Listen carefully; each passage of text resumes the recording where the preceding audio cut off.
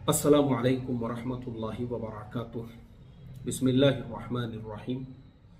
नहमदुहु व नुसल्ली अला रसूलिहिल करीम व अला आलिहि व अस्हाबिहि अजमाइन, अम्मा बाद। मोहतरम भाइयों, बुजुर्गों, दोस्तों, तफसीर कुरान की यह हमारी 20वीं मजलिस है और आज हम सूरतुल फुरकान 18वें पारे के आखिर में इसका कुछ हिस्सा है और 19वें पारे के शुरू में कुछ हिस्सा है। ये सूरत ऐसी सूरत है, इसके तर्जुमे और तफसीर को अगर आपने सही ढंग से पढ़ लिए और उसको समझ लिए तो दुनिया में कोई भी जो इस्लाम पर, कुरान पर एतराज़ और इश्काल करता है, आप उसको जवाब दे सकते हैं। इस सूरत के अंदर ऐसी ऐसी चीज़ें अल्लाह तबारक व तआला ने बयान की है, वो आगे चल के मैं आप लोगों को बताऊंगा कि आप खुद हैरत करोगे। आज का साइंस जिन चीज़ों का ऐलान कर रहा है, कुरान करीम में अल्लाह ताला ने 1450 साल पहले वो बातें बयान कर दी। तो शुरुआत करते हैं, अऊज़ु बिल्लाहि मिनश शैतानिर रजीम, बिस्मिल्लाहिर रहमानिर रहीम। तबारकल्लज़ी नज़्ज़लल फुरक़ान अला अब्दिही लियकून लिल आलमीन नज़ीरा। बड़ी बरकत है उसकी जिसने उतारी फैसले की किताब अपने बंदे पर, ताकि रहे जहां वालों के लिए डराने वाला। अब इसके बाद जो आयतें हैं, जिन आयतों की हम तफसीर बयान करने वाले हैं, इसके बहुत बाद में है वो सारी आयतें जिसमें मुशरिकीन मक्का को अल्लाह तबारक व तआला ने मुंह तोड़ जवाब दिया हुआ है। अब देखिए वो जो आयतें हैं, मैं थोड़ा सा उसकी तिलावत कर लेता हूं ताकि मुझे आप लोगों को बाद में समझाने में आसानी रहे। पहली आयत है, कुल अन्ज़लहुल्लज़ी यअलमुस्सिर्र फिस्समावाति वल अर्द इन्नहु काना गफूरर रहीमा। वक़ालू मा लिहाज़र रसूलि यअकुलुत-तआम व यमशी फिल अस्वाक़ लौला उन्ज़िला इलैहि मलकुन फयकून मअहू नज़ीरा औ युल्क़ा इलैहि कन्ज़ुन औ तकूनु लहू जन्नतुन यअकुलु मिन्हा वक़ालज़्ज़ालिमून इन तत्तबिऊन इल्ला रजुलन मस्हूरा। उन्ज़ुर कैफ़ा ضरबू लकल अम्साल फज़ल्लू फला यस्ततीऊन सबीला। अब उन एतराज़ पर हम आते हैं, इसका तर्जुमा और वो सब मैं आपको अब यहाँ एतराज़ के जवाब में बताऊंगा। सबसे पहला जो एतराज़ था मुशरिकीन मक्का का, वो ये था कि वो लोग ये कहते थे कि ये जो कुरान करीम है, हज़रत मोहम्मद सल्लल्लाहु अलैहि वसल्लम ये कहते हैं कि यह कुरान करीम अल्लाह की किताब है, लेकिन ये अल्लाह की तरफ से नाजिल की हुई किताब नहीं है। मुशरिकीन का इश्काल ये था कि इसको खुद हज़रत मोहम्मद सल्लल्लाहु अलैहि वसल्लम ने नऊज़ु बिल्लाह अपनी तरफ से घड़ लिया है और पिछले लोगों के जो किस्से हैं, जैसे यहूद व नसारा वगैरह के, वो सुनकर ये अपने सहाबा इकराम से लिखवा लेते हैं। उसकी वजह यह है कि ये खुद तो उम्मी है, लिखना पढ़ना जानते नहीं है, इसलिए इन लिखे हुए किस्सों को सुबह शाम वो सुनते रहते हैं ताकि उनको याद हो जाए, फिर लोगों के सामने जाकर ये कह दें कि ये अल्लाह का कलाम है।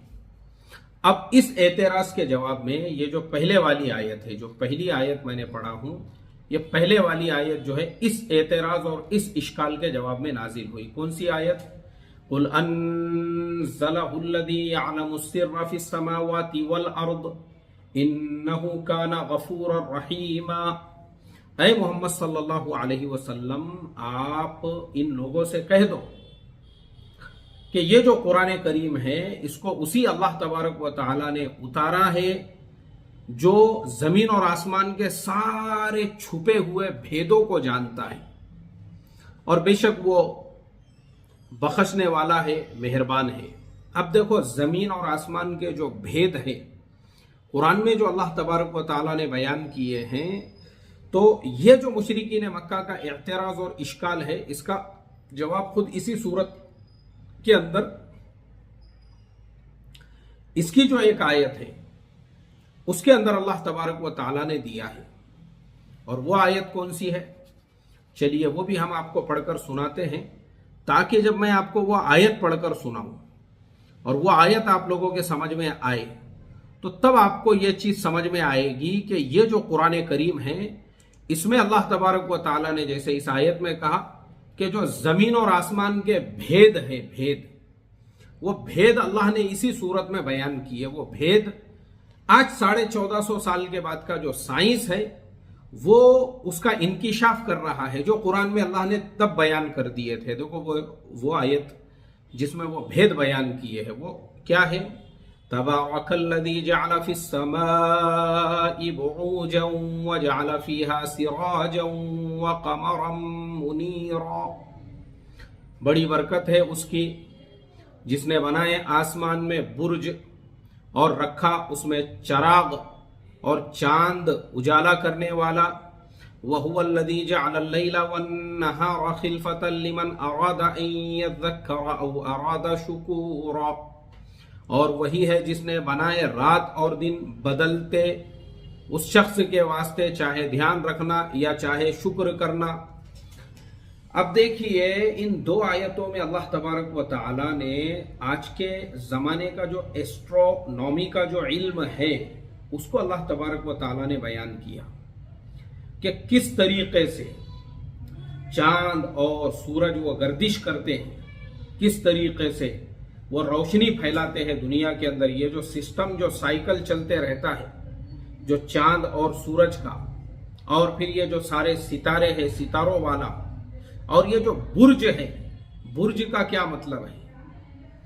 अब आज का जो साइंस है उसने जब इन आयतों के ऊपर गौर व फिक्र किया और जब उन्होंने इसके ऊपर रिसर्च किया तो बहुत सारे साइंटिस्ट तो मुसलमान हो गए ये पढ़कर कि ये 1450 साल पहले कुरान करीम में अल्लाह तबारक व तआला ने जो बयान किया है, आज के जमाने का जो एस्ट्रोनॉमी का इल्म है वो इसका इकरार कर रहा है।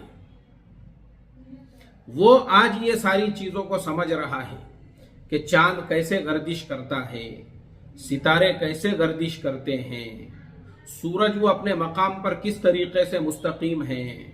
इसी तरह से जो दिन और रात का इसके अंदर अल्लाह तबारक व तआला ने जो यानी जैसे दिन होता है फिर उसके बाद में रात होती है, और दिन रात जो है वो जो होती है चांद सूरज की वजह से वो जो गर्दिश उनकी चलते रहती है। और इसी तरीके से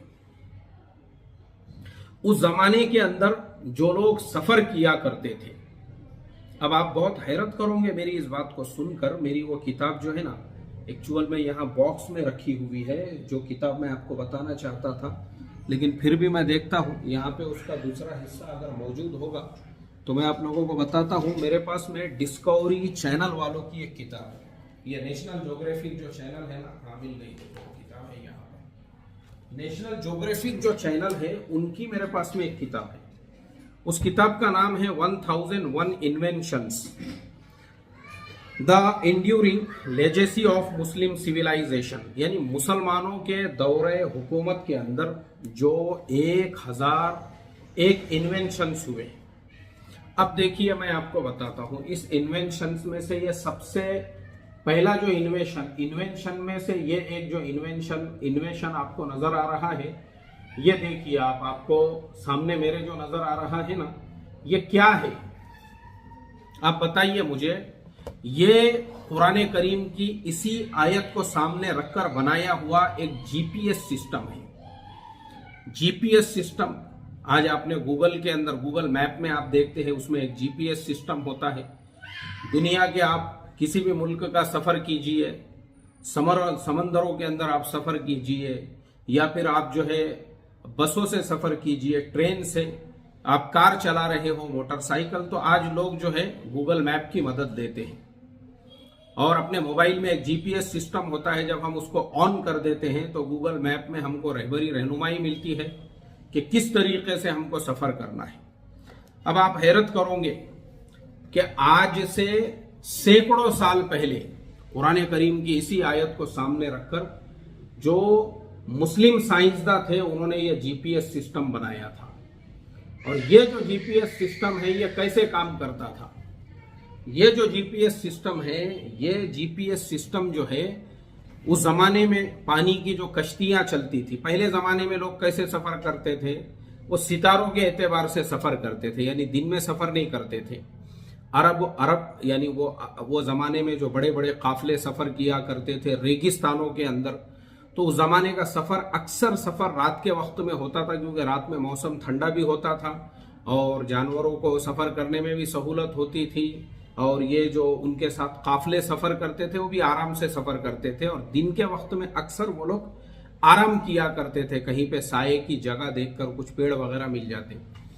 अब उस ज़माने में लोग सितारों को देखते थे, भाई फुलाना सितारा जिस साइड में है, मतलब उस जमाने में उसके एक्सपर्ट हुआ करते थे, और वो एक्सपर्ट्स जो होते थे वो बराबर जो है सितारों की तरफ रुख की करके उस तरफ जब सफर होता था तो वो सफर के एतबार से ये लोग अपने मंजिल मकसूद को पहुंचते थे कि फुलानी जगह वो सितारा जो नजर आ रहा है उसकी सिदान से अगर हम सफर करेंगे तो हम फुलाने मुल्क को पहुंच जाएंगे। तो लोग उस एतबार से सफर करते थे। इसीलिए आप सोचो कहाँ चीन है और कहाँ पे अरब है। अब उन्होंने जो है अरब से सफ़र किया और फिर पूरे ईरान को पास किया, फिर अफगानिस्तान, फिर तुर्कमेनिस्तान, फिर कजाकिस्तान, और फिर ऐसा होते हुए वो लोग चीन तक पहुंच गए, नील के साहिल से लेकर ताबखा के काशगर। अल्लामा इकबाल ने जो कहा, तो नील के साहिल, नील कहाँ है? वो है, नील का साहिल कहाँ है? नील का साहिल अफ्रीका में है। अफ्रीका से वो अफ्रीका से होते हुए एशिया के दूसरे कोने तक वो लोग जो पहुंचते थे इसी तरीके से सितारे और सैयारों की मदद से। फिर उस जमाने में कुरान करीम की इन्हीं आयतों पे गौर व फिक्र करके उस जमाने के जो मुसलमान साइंसदान थे, उन मुसलमान साइंसदानों ने ये जो जीपीएस सिस्टम है इसका उन्होंने इन्वेंशन किया, इसका आविष्कार किया, उन्होंने ये बनाया। और मार्केट के अंदर जब ये उस जमाने का जीपीएस सिस्टम देखो, इसके अंदर पूरे जो है ना मुल्कों के नाम हैं, और ये अलग अलग सीमतों के नाम हैं, और अलग अलग रुख के नाम है इसके अंदर, और उसके अंदर एक छोटा सा एक ऊपर में जो है एक एरो बना हुआ है।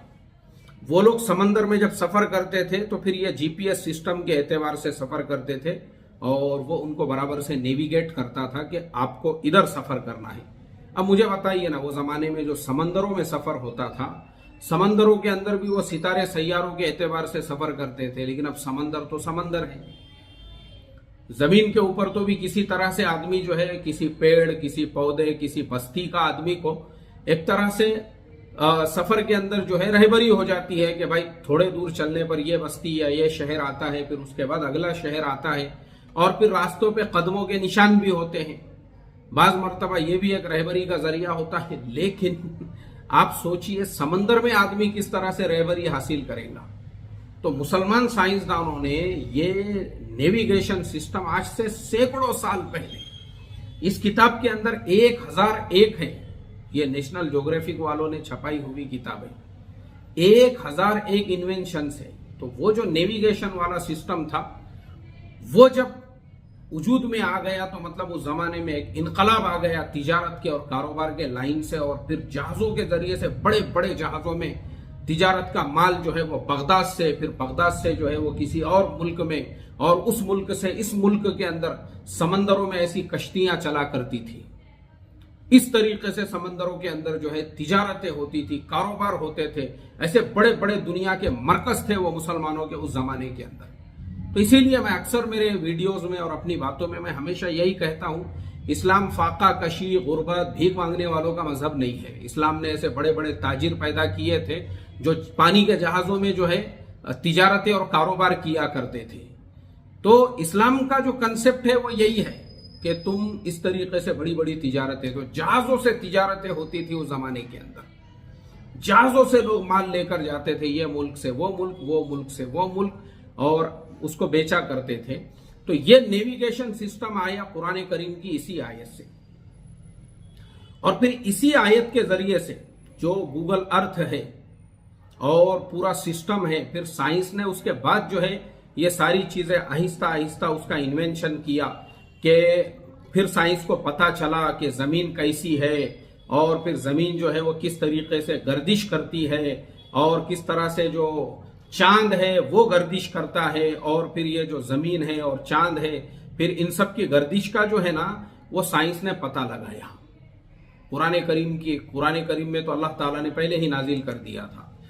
तो इसके लिए ये जो पहला एतराज है मुशरिकीन मक्का का, जो पहला एतराज था जो वो ये कहा करते थे कि अल्लाह के नबी सल्लल्लाहु अलैहि वसल्लम यहूद व नसारा से पिछले अंबिया के वाक़िया सुनकर अपने सहाबा से लिखवा लेते हैं। तो कुरान करीम पे जो इश्काल था इस आयत में, जो अल्लाह ने उनका जवाब दे दिया कि कुल अनज़लहु अल्लज़ी यअलमु सिर्रा फिस समावाति वल अर्द। देखो अल्लाह तबारक व तआला सारे भेद जो ज़मीन और जो आसमान के हैं उनको जानता है। अब आसमान के भेदों को अल्लाह ने बयान किया, फिर ज़मीन के भेदों को भी अल्लाह तबारक व तआला ने बयान किया। अब मैं आपको वो भी समझा के बताता हूँ। जैसे सूरतुर रहमान में, जब आप सूरह रहमान पढ़ोगे उसके अंदर एक आयत है सूरह रहमान के अंदर, मरजल बहरैनि यल्तक़ियान बैनहुमा बरज़खुन ला यबग़ियान। देखो ये कुरान करीम की आयत है सूरह रहमान की, जिसके अंदर अल्लाह तबारक व तआला ने उन दो समंदरों का जिक्र किया है और बहरैन कहा है। बहरैन कहते हैं दो समंदरों को। मरजल बहरैनि यल्तक़ियान बैनहुमा बरज़खुन ला यबग़ियान। अल्लाह तबारक व तआला ने उन दोनों समंदरों को, समंदर एक दूसरे से के करीब करीब है लेकिन एक समंदर को ही दो समंदरों में तकसीम कर दिया हुआ है और दोनों एक दूसरे से मिलते नहीं हैं। अब ये जो चीज है ना, ये आपको मिलेंगी साउथ अफ्रीका के अंदर।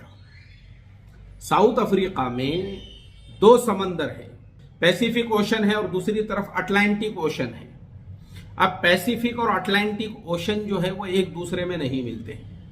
तो कुरान करीम में तो ये चीज 1450 साल पहले बता दी थी। अब आप सोचो, अगर हजरत मोहम्मद सल्लल्लाहु अलैहि वसल्लम यहूद और नसारा से किस्से सुनकर बताते तो फिर ये जो ओशन है ये किसने देखा उस जमाने में अपनी आंखों से?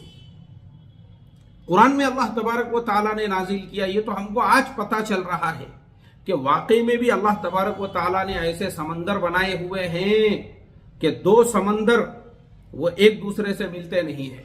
मरजल बहरैनि यल्तक़ियान बैनहुमा बरज़खुन ला यबग़ियान। कुरान में 1450 साल पहले अल्लाह ताला ने नाजिल कर दिया और आज हम अपनी आंखों से देख रहे हैं। तो इसके लिए ऐसी 50 मिसालें हैं कुरान करीम के अंदर, जिसमें हम उस जमाने के जो मुशरिकीन मक्का है उनके एतराज और इश्काल का जवाब दे सकते हैं। लेकिन खुद अल्लाह तबारक व तआला ने उनको इसका जवाब दे दिया, कुल अनज़लहु अल्लज़ी यअलमु सिर्रा फिस समावाति वल अर्द। तुमको पता नहीं है, वो तो अल्लाह जानता है जमीनों और आसमानों के भेदों को। तो ये भेद है जमीनों का, ये जमीन का भेद है जो अल्लाह जानते थे, जिसको अल्लाह ने कुरान में बयान किया। तो इसके लिए उनका ये जो इश्काल और एतराज था, अल्लाह तबारक व तआला ने इन आयतों में उसका जवाब दिया और आज हम अपनी आंखों से देख रहे हैं। आज का साइंस कुरान करीम की इन आयतों पे रिसर्च करके उनको मुंह तोड़ जवाब दे रहा है। अब दूसरा एतराज और इश्काल जो था उन लोगों का, जो आयत मैंने इसमें पढ़ा हूँ, एक मरतबा फिर से मैं वो आयत पढ़ लेता हूँ ताकि आप लोगों को समझने में आसानी रहे। दूसरा उनका एतराज क्या था? वक़ालू मा लिहाज़ा रसूल याकुलु त्ताआम व यमशी फिल अस्वाक़ लौला उन्ज़िला इलैहि मलकुन फयकूना मअहू नज़ीरा।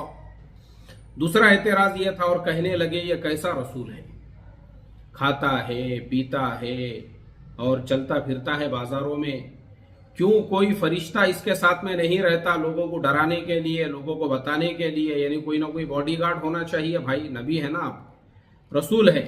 तो ये उनका एतराज था कि नबी और रसूल है तो नबी और रसूल जो है उन्होंने तो कहीं गोशा नशीन रहना चाहिए था, लेकिन ये नबी और रसूल तो ऐसे हैं जो बाजारों में चलते फिरते हैं, आम लोगों की तरह से खाते पीते हैं, तिजारत भी करते हैं, लोगों को तिजारत का मशवरा भी देते हैं, तिजारत सिखाते भी हैं। इनके साथ में फिर कोई फरिश्ता होना चाहिए था ताकि फरिश्ता जो है वो इनकी हिफाजत भी करे। और इसी तरह से जो है अल्लाह तबारक व तआला की तरफ से इनके लिए कोई खजाने होना चाहिए था। ये गरीब क्यों है, ये फकीर क्यों है? इस तरह का उनका जो एतराज था। वो ये कहते थे कि ये रसूल आम इंसानों की तरह खाते पीते नहीं बल्कि फरिश्तों की तरह खाने पीने की ज़रूरियात से मुस्तगनी और अलग होते हैं। और ये भी ना होता, कम अज़ कम इनके पास अल्लाह की तरफ से इतना खजाना या बागात होते कि इनको अपने कमाने की और माश की फिक्र ना पड़ती, बाजारों में चलना फिरना ना पड़ता। इसके अलावा इनका अल्लाह की तरफ से रसूल होना हम कैसे मान लें? अव्वल तो ये फरिश्ते नहीं, दूसरे कोई फरिश्ता भी इनके साथ में नहीं रहता जो इस बात की तस्दीक करता कि हाँ देखो ये अल्लाह के रसूल है, इसलिए जो है तुम इनकी बात को मान लो।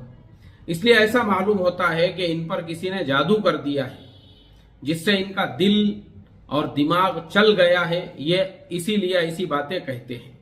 तो कुरान करीम में जो है अल्लाह तबारक व तआला ने फिर उनके इस एतराज़ और इश्काल का भी जवाब दिया।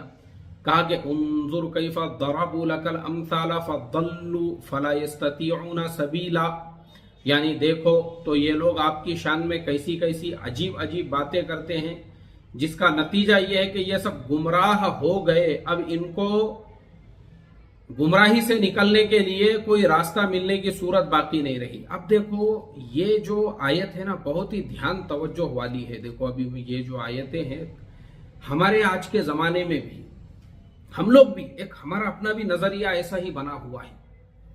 हम लोगों को लगता है कोई अगर अल्लाह वाला है तो उसने किसी खानकाह में बैठा हुआ होना चाहिए, कोई अगर अल्लाह वाला है तो उसने एक अजीब मखलूक बन जाना चाहिए, उसका लिबास सबसे अलग होना चाहिए, उसकी टोपी सबसे अलग हो जाना चाहिए, और उसका अमामा सबसे अलग होना चाहिए, उसकी गाड़ी सबसे अलग होना चाहिए, वो थोड़ा अजीब व गरीब लगना चाहिए। हम खुद ये चाहते हैं आज के ज़माने में। हम आम इंसानों की तरह से देखना नहीं चाहते हैं कि कोई एक अल्लाह वाला के आम लोगों में से नहीं हो सकता है, आम लोगों के जैसा खाने पीने वाला, आम लोगों की तरह से बाजारों में घूमने वाला। अब अगर हमारे ज़माने में कोई इंसान बाजारों में तिजारत करता है, हमारे ज़माने के अंदर हलाल रोज़ी कमाता है, हम उसको कभी भी अल्लाह वाला मानने को तैयार नहीं होते हैं। वजह उसकी यह है कि हमने भी अपने दिमागों के अंदर मुशरिकीन मक्का की तरह से एक तसव्वुर बनाया हुआ है अपने दिलों के अंदर, अपने दिमागों के अंदर, और हमने ये सोच लिया हुआ है। इसी वजह से ये तमाम बातों की वजह से ही फिर क्या हो जाता है कि लोग खुद अपने आप को ऐसी कोई शख्सियत बनाने में लग जाते हैं, कोई ऐसी हस्ती बनाने के अंदर लग जाते हैं। फिर वो खुद ये चाहते हैं कि उनके भी कुछ खुदान हो, वो कहीं पे तशरीफ ले जाए तो उनके जिंदाबादी के वहां पे नारे लगे। वो खुद ये चाहते हैं कि वो अजीब व गरीब मखलूक नजर आए लोगों के दरमियान में। और ऐसे लोग फिर बहुत सारे लोग जो है बहुत कम उम्री में ही उनके अंदर बहुत सारी नज़ाकतें पैदा हो जाती है। आप देखो आज मार्केट के अंदर आपको ऐसे ही जिन लोगों के ऊपर बुजुर्गी का गलबा हो जाता है, वो 14-15 साल की उम्र में, फिर उसके बाद 20 साल 25 साल, क्योंकि उन्होंने देखा हुआ होता है दूसरे लोगों को, उनको लगता है भाई बुजुर्ग बनना है तो पहले मेरे अंदर नज़ाकतें आना बहुत ज़रूरी है। इसके लिए बुजुर्गी के लिए वो कम उम्री के अंदर ही जो है ना इतना अपने आप को नाजुक बना लेते हैं कि उनका दुपट्टा ओढ़ने का जो है अंदाज बदल जाता है, लोगों से मुसाफा करने का अंदाज बदल जाता है, मुलाकात करने का।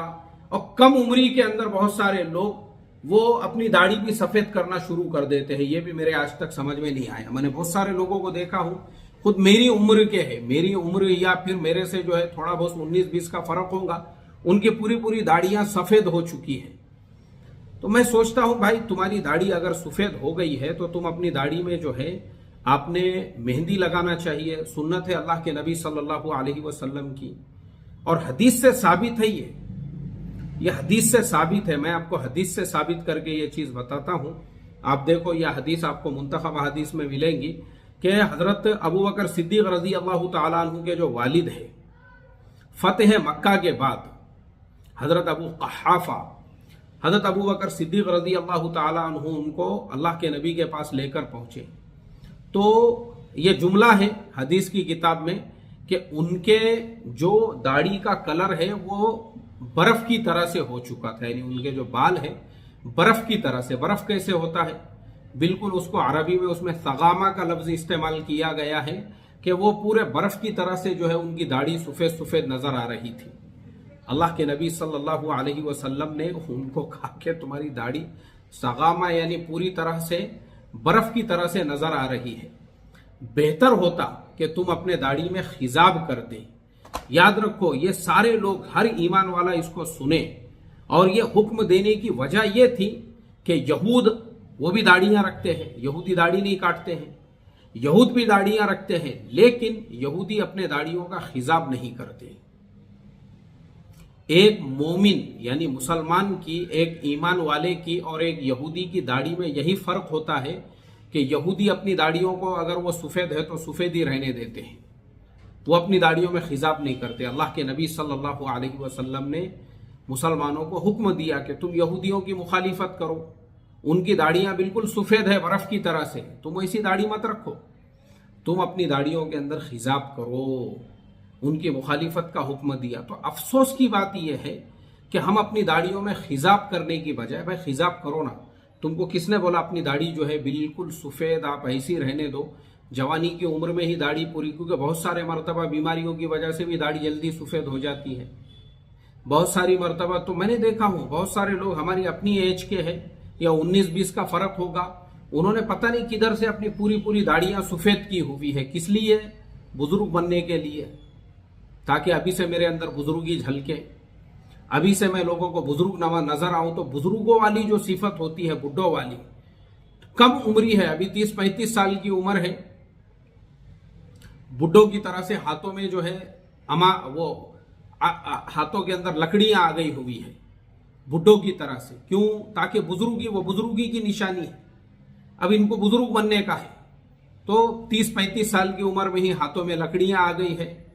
बुजुर्ग बनने का है तो 30-35 साल की उम्र में ही दाढ़ियां पूरी जो है सफेद कर रहे हैं अपने हाथों से ही केमिकल लगा के।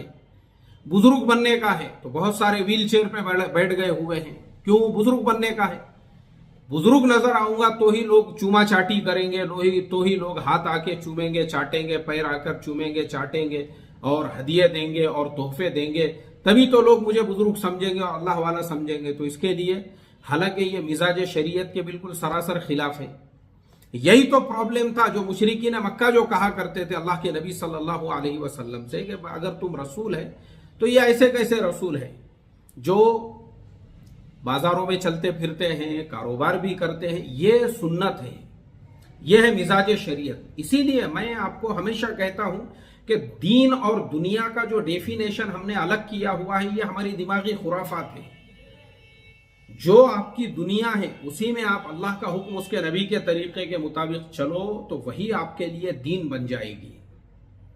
दीन दुनिया कोई ऐसी अलग अलग चीजें नहीं है। जो आपके दुनिया के अमाल है उसी में आप अल्लाह का हुक्म, उसके नबी का तरीका, जैसे हमारे नबी सल्लल्लाहु अलैहि वसल्लम की सुन्नत। दीन कोई अलग से ये नहीं है कि आपको दीनदार बनने के लिए जो है दुनिया को पूरी तरह से छोड़ना पड़ेगा, ऐसा नहीं है। यह है अल्लाह के नबी की जिंदगी। बाजारों में आप चलते थे, बाजारों के अंदर आप खरीदो फरोख्त करते थे। यह कुरान में अल्लाह ताला ने जिक्र किया, इसीलिए मुशरिकीन मक्का को एतराज हुआ, इश्काल हुआ। तो मैं ये समझता हूं अल्लाह वाला वो होगा जो बाजारों में आम लोगों की तरह से चलेगा, जरूरत पड़ी तो दुकान भी लगाएगा, कारोबार भी करेगा, जैसे आम लोग जैसे जिंदगी गुजारते हैं। ये सुन्नत है। वो ओरिजिनल अल्लाह वाला है। वो कभी भी जिंदगी में अल्लाह वाला नहीं हो सकता है जिसके ऊपर बुजुर्ग बनने का बुखार छाया हुआ है। उसको जवानी में ही बुजुर्ग बनने का है, जवानी में ही हाथ में लकड़ियां ले लेने का है, जवानी में ही जो है वो व्हील चेयर के ऊपर बैठ गया हुआ है। बुजुर्ग नहीं है भाई, तू ढोंग कर रहा है बुजुर्ग बनने का। दाढ़ी को काली ये करना, अपने दाढ़ी को जो है बुरगुंडी मेहंदी लगा, शरीयत में जायज है। पूरी तरह से जो काली होती है उसके लिए कुछ शराइत है। जैसे कोई आदमी अगर सरहदों पे हिफाजत करने वाला है उसको शरीयत ने इजाजत दी। कोई आदमी अगर उम्र रसीदा है और उसने किसी जवान लड़की से निकाह किया, उसको शरीयत ने इजाजत दी है, ताकि उसको ऐसा महसूस ना हो कि मेरा जो शोहर है वो तो बुढ़ा है, उसकी दाढ़ी तो सफेद हो रही है। ऐसी हालत में वो अपनी दाढ़ी को काला खिजाब भी लगा सकता है, इसकी गुंजाइश है। लेकिन ये मसला है शरीयत का। लेकिन आप बुरगुंडी तो लगा सकते हैं, लाल तो लगा सकते हैं अपने चेहरे। बुजुर्ग क्यों बन रहे हो भाई तुम? जवानी की उम्र में बुढ़े क्यों नजर आना चाह रहे, ताकि लोग तुमको बुजुर्ग समझे? तुम्हारे जो है हाथों का मुसाफा, बुजुर्ग आ रहे हैं, हजरत आ रहे हैं।